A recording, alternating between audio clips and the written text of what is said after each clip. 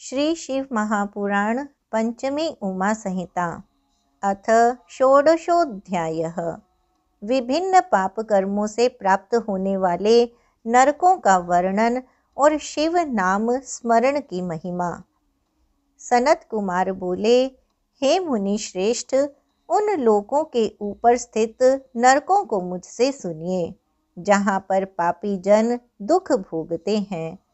रौरव, शूकर, रोध, ताल, विवसन या विशसन, महाज्वाल, तप्त कुंभ, लवण, विलोहित, पूयवहा, वैतरणी, कृमिश, कृमि भोजन, घोर असिपत्र वन, दारुण लाला भक्ष, पूयवह, वहनी ज्वाल, अध शिरा, संदंश, कालसूत्र, तम, अविचिरोधन, स्वभोजन, रुष्ट, महारौरव, शालमली इत्यादि बहुत से पीड़ादायक नरक हैं।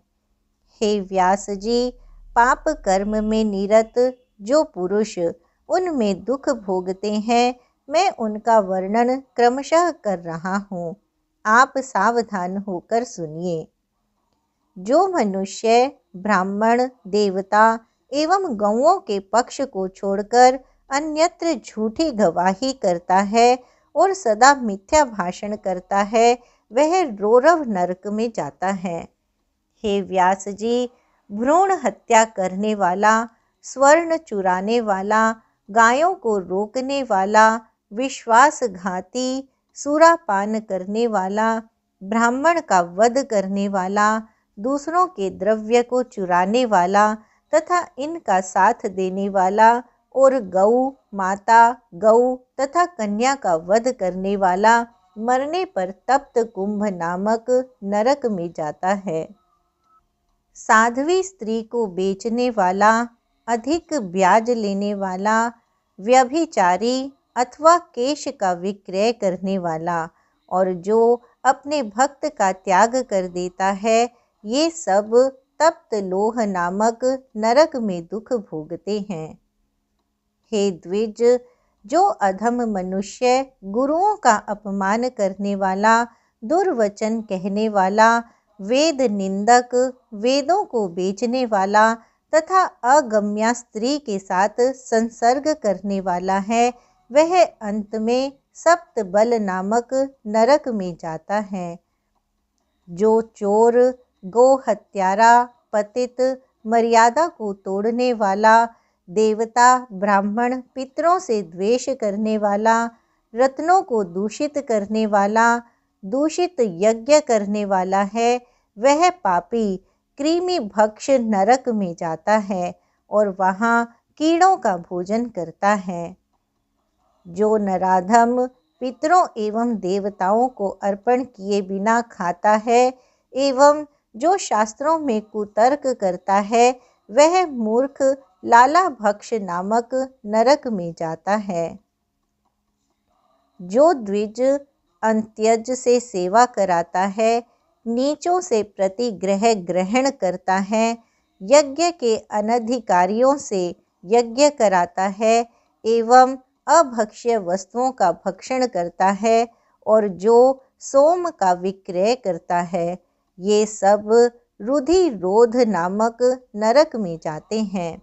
मधु का हरण करने वाला तथा ग्राम का ध्वंस करने वाला घोर वैतरणी नदी में जाता है। जो नव यौवन से मदमत्त होकर मर्यादा का उल्लंघन करते हैं, अपवित्र रहते हैं और कुलटा स्त्रियों से जीविका चलाते हैं, वे कृमि नामक नरक में जाते हैं। जो व्यर्थ में वृक्षों को काटता है, वह असिपत्र वन को जाता है। चाकू से काटकर जीविका यापन करने वाले अर्थात मांस विक्रयी तथा मृगों का वध करने वाले वहनी ज्वाल नामक नरक में जाते हैं। हे द्विज, भ्रष्टाचार करने वाला ब्राह्मण, क्षत्रिय तथा वैश्य उसी वहनी ज्वाल नरक में जाते हैं और आग लगाने वाला श्वपाक नामक नरक में जाता है। जो व्रत का लोप करने वाले हैं और जो अपने आश्रम से च्युत हो जाते हैं, वे अत्यंत भयानक संदंश नामक नरक में जाते हैं। जो ब्रह्मचारी मनुष्य स्वप्न में वीर्य स्खलित करते हैं तथा जो गृहस्थ अपने पुत्रों को नहीं पढ़ाते हैं, वे स्वभोजन नरक में गिरते हैं। ये सब तथा अन्य भी सैकड़ों हजारों नरक हैं, जिनमें पाप करने वाले यातना भोगते हुए पड़े रहते हैं। इसी प्रकार ये सभी तथा अन्य भी हजारों पाप हैं, जिन्हें नरकों में पड़े हुए मनुष्य भोगते रहते हैं। जो मनुष्य मन, वचन तथा कर्म से वर्णाश्रम धर्म के विपरीत आचरण करते हैं, वे नरक में गिरते हैं। देवगण उन नारकी प्राणियों को नीचे की ओर शिर किए हुए देखते हैं और वे भी सभी देवताओं को नीचे की ओर मुख किए हुए देखते रहते हैं। पाप कर्मा मनुष्य क्रमशः उन्नति करते हुए स्थावर, कृमि, जलचर, पक्षी, पशु, मनुष्य, धर्मात्मा, देवता तथा मुमुक्षु होते हैं और अंत में मोक्ष प्राप्त कर लेते हैं। जितने प्राणी स्वर्ग में हैं, उतने ही नरक में भी स्थित हैं। प्रायश्चित से विमुख पापी नरक को जाता है। हे व्यास, स्वयं भुव मनु ने बड़े पापों के लिए महान प्रायश्चित तथा अल्प पापों के लिए अल्प प्रायश्चित कहे हैं। उन सभी पापों के जो प्रायश्चित कर्म कहे गए हैं, उनमें विशेष रूप से शिवजी का नाम स्मरण रूप प्रायश्चित सबसे श्रेष्ठ है। जिस पुरुष के चित्त में पाप कर्म करने के अनंतर पश्चाताप होता है, उसके लिए तो एकमात्र शिवजी का स्मरण ही सर्वोत्तम प्रायश्चित है। प्रातः, रात्रि, संध्या तथा मध्याह्न में शिव का स्मरण करने वाला मनुष्य पाप रहित हो जाता है और शिवलोक को प्राप्त करता है। उन उमापति शंभु शिव के स्मरण मात्र से ही वह सभी प्रकार के दुखों से मुक्त हो जाता है और स्वर्ग अथवा मोक्ष प्राप्त करता है। हे मुनि सत्तम, भगवान शंकर के स्मरण के प्रभाव से इस त्रिलोकी में कहीं भी जप, होम, अर्चन आदि सत्कर्मों में विघ्न नहीं होता तथा स्मरणकर्ता के चित्त में पाप का संक्रमण भी नहीं होता।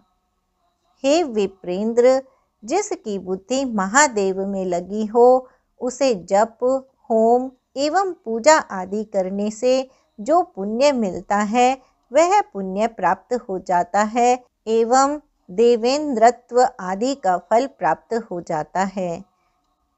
हे मुने, जो पुरुष दिन रात भक्ति पूर्वक शिव का स्मरण करता है, वह समस्त पापों से रहित हो जाता है और इसलिए नरक में नहीं पड़ता है।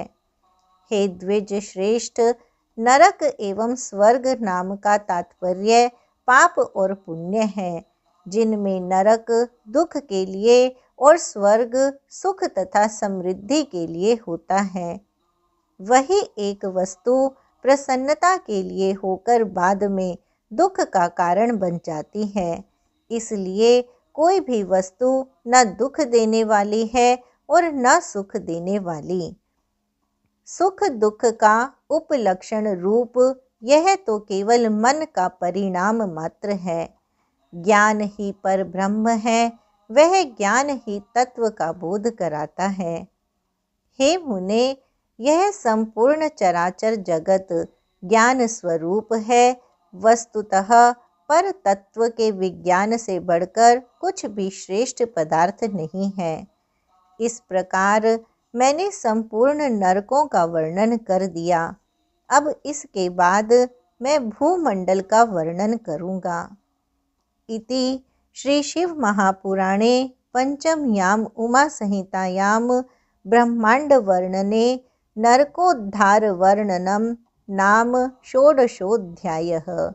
इस प्रकार श्री शिव महापुराण के अंतर्गत 5वीं उमा संहिता में ब्रह्मांड वर्णन में नरकोद्धार वर्णन नामक 16वां अध्याय पूर्ण हुआ।